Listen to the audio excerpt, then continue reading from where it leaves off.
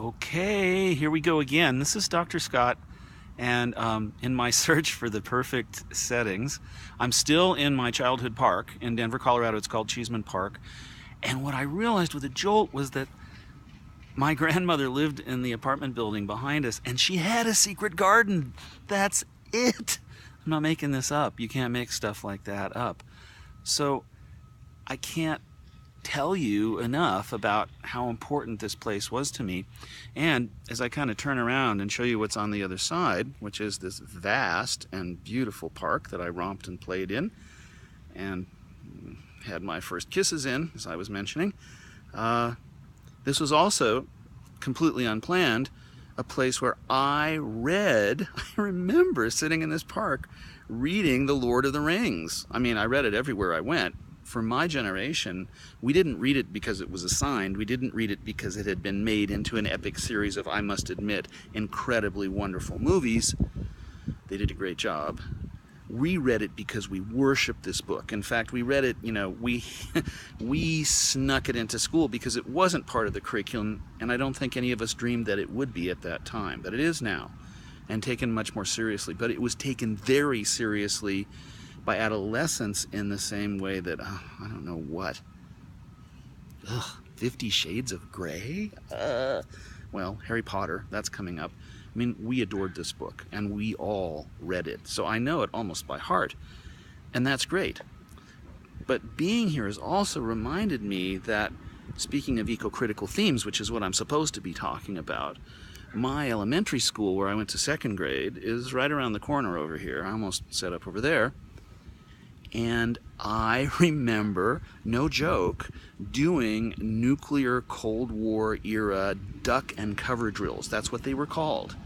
And they were called duck and cover because the idea was that we would somehow magically survive a nuclear holocaust dropped on Denver, which was completely possible then and now, but we were more aware of it.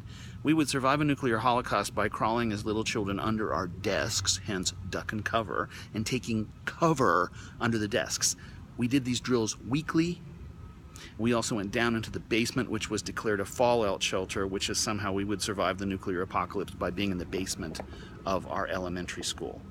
So why do I mention this? Because Tolkien's novel, just like Milne's, was written with the shadow of fascism and the Great War behind him and the coming World War II in front of him, with full knowledge that this was what was going on. I mean, he starts the novel in 1937, and it's finished during the period of World War II, when England, as we know now, I mean, we know England survived, but nobody thought it would at the time.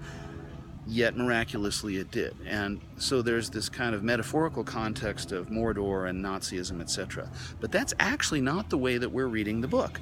We're reading the book from the idea of another kind of impending catastrophe, of which the nuclear threat, which is still very much there, it's just your generation doesn't seem to think it's there anymore.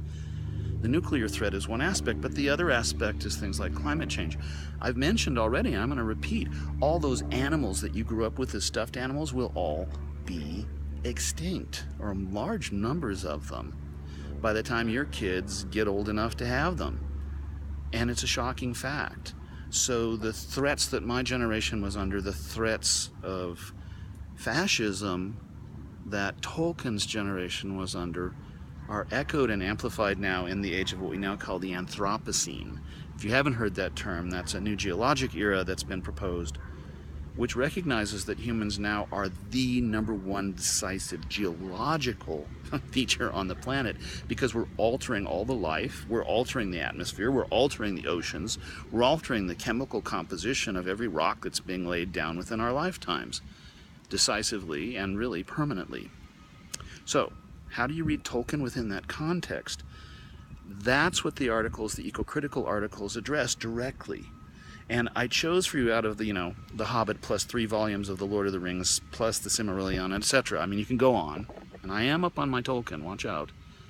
I chose to focus on the characters of the Ents, which are these ancient, I suppose you could say anthropomorphized trees, who play a decisive role in the victory against the dark forces which muster themselves in The Lord of the Rings. And those characters then and now have been recognized as among the most original, powerful, and prophetic of all those that Tolkien ever created. So that's why I'm having you focus on the Ents. Now, if you're new to Tolkien, you're just going to have to jump in and try to figure it out. You can read the Wikipedia about the Ents. You could even read the Wikipedia about The Lord of the Rings if you'd like. If you haven't experienced these wonderful, intense novels, they are the Fantasy trilogy series ever. Makes Star Wars looks like nothing as far as I'm concerned. And I do like Star Wars too, don't get on me.